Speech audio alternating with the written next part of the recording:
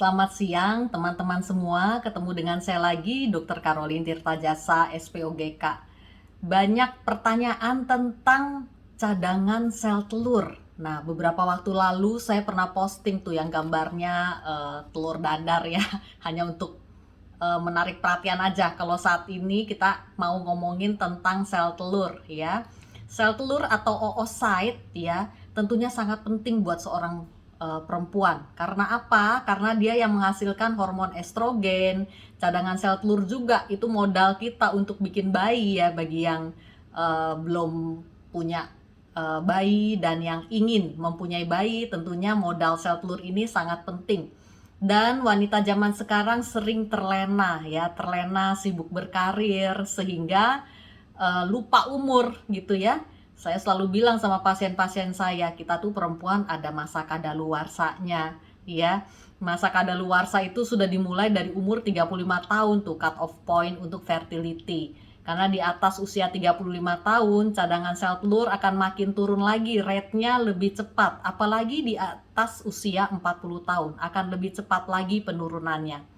Dan asal diketahui, perempuan itu dari sejak dia lahir ya, jadi bayi perempuan itu lahir itu sudah dijatah sel telur dari sononya sekitar 400.000 sel telur. Ya, 400.000 itu harus dipakai sepanjang usia reproduksinya, dan sekitar umur 48 sampai 52 tahun itu rata-rata usia menopause wanita Indonesia ya, itu akan habis sel telur. Bahkan di usia menopause mungkin tinggal 1.000 lagi. 1.000 itu tidak banyak loh ya, karena harus diketahui sekali proses rekrutmen tiap bulan, karena tiap bulan sel telur yang 400.000 itu akan habis sekitar 1.000 sel telur ya. Dipakai atau tidak dipakai, sel telur itu tiap bulan seorang perempuan akan habis sekitar 1.000 sel telur. Dan hanya beberapa yang berkembang menjadi folikel dominan ya, untuk bisa dibuahi menjadi bayi ya. Jadi bayangkan 400.000 saat lahir dan tiap bulan akan direkrut sekitar 1.000. Jadi sepanjang usia reproduksinya seorang perempuan itu memang akan menstruasi sekitar 35 sampai 40 siklus. Jadi pas misalnya menars atau mens pertama umur 13 tahun, dia mengalami 35 sampai 40 kali mens setiap bulannya, ya tentunya pas tercapai usia menopause, range-nya memang sekitar 48 sampai 52 tahun ya. Nah, saya cuma mau bilang stok sel telur tersebut yang 400.000 itu tidak bisa ditambah ya. Dia akan terus berkurang dengan berjalannya usia kita ya. Jadi makin tua seorang perempuan, bukan hanya jumlahnya saja yang berkurang, tetapi juga kualitas sel telur juga berkurang.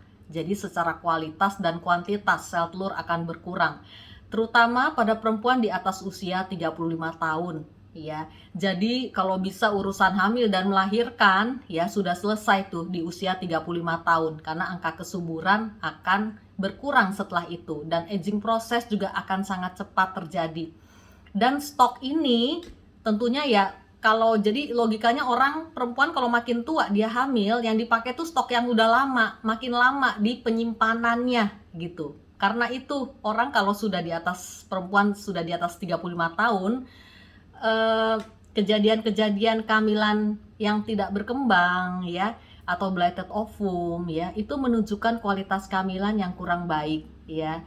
Jadi sel telur sudah mengalami aging proses, kita sebutnya proses penuaan, yang makin lama dan makin tua usia kita, tentunya aging proses juga akan semakin bertambah parah ya.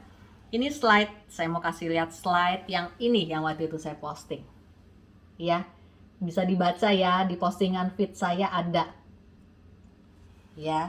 Jadi women are born with all the eggs they will ever have, itu yang tadi saya bilang. Jadi kita lahir sudah dibekali sel telur yang bekal kita yang akan dipakai sampai kita menopause ya. Jumlah stoknya ya cuma segitu-segitu aja, nggak bisa ditambah lagi ya.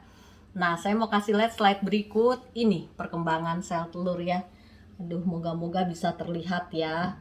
Nah, jadi perjalanan sel telur itu mulai dari oocyte yang paling kecil, folikel primer, sekunder, Dia baru bisa terlihat lewat USG tuh kalau pada stadium folikel antral ya. Folikel antral itu folikel yang kecil-kecil sekali. Dan dia mengalami perkembangan, membesar, ovulasi ya.